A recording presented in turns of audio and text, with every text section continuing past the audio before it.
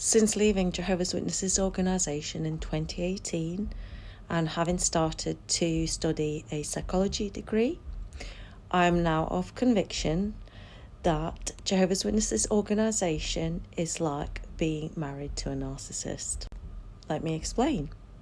So I was recruited to be one of Jehovah's Witnesses in 1996 at the age of 14/15.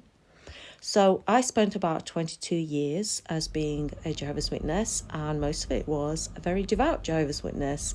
I actually truly believed everything that was being said, and first time I started having full-on doubts were in 2013, which then came to a realization in 2014 that this organisation is full of manipulators, narcissists, and everything that's being taught by the organisation, particularly I'm referring to the governing body, is actually abuse, especially emotional, mental, psychological, and also financial abuse. Now, it took me a few years to leave the organisation for various reasons, and since leaving, I've spent time deconstructing beliefs, also researching Bible stories as to the origins of these, and finding out that most of them have been adopted from other cultures, other religions.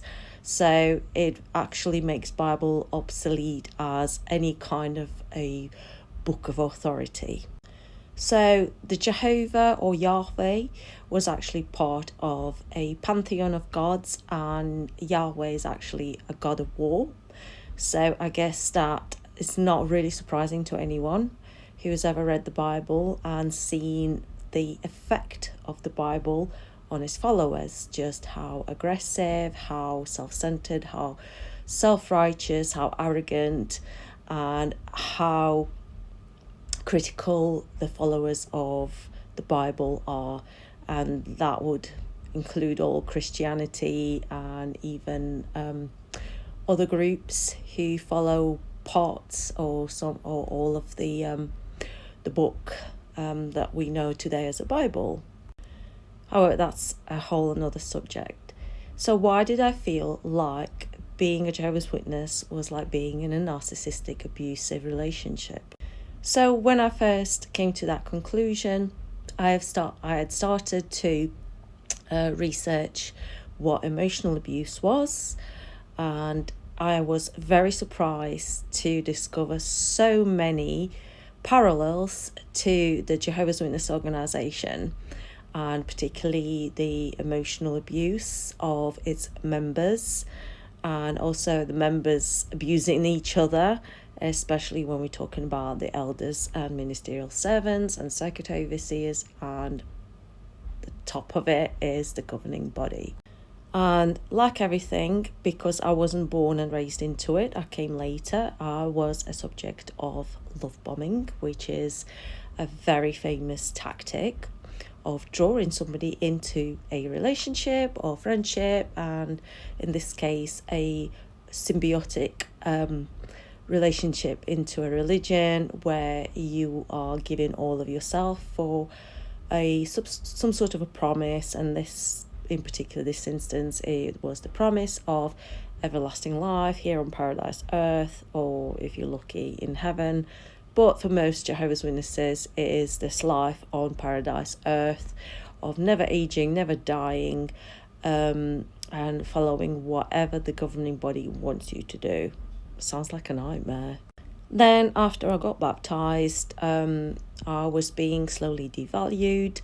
Anything I didn't do that was up to scratch, or that even didn't know what was up to scratch, because I was a teenager, and they actually hid a lot of things from me and other people who are so-called studying the Bible about what it really means to be a Jehovah's Witness, what it involves. There's a lot of little rules, regulations, so-called principles that ain't going to be written in their Bible study workbooks that they use for studying the Bible. Even their own Bible is all changed, it's all rewritten, it's so-called translated to fit their narrative. So straight away You're not even allowed to look up other sources, so you are being isolated. So you've got love bombing, devaluation, isolation. Then if you ever have any questions or there's any issues, there is so much gaslighting, there's so much triangulation and flying monkeys. People are always encouraged to report on each other and to treat each other with suspicion, and you are told to go to elders all the time to confess your sins, and there's the constant threat of disfellowshipping, shunning, or some sort of a punishment. And then the icing on the cake is, of course, the disfellowshipping arrangement, where it is called love to shun your friends and family if they no longer abide by the same rules.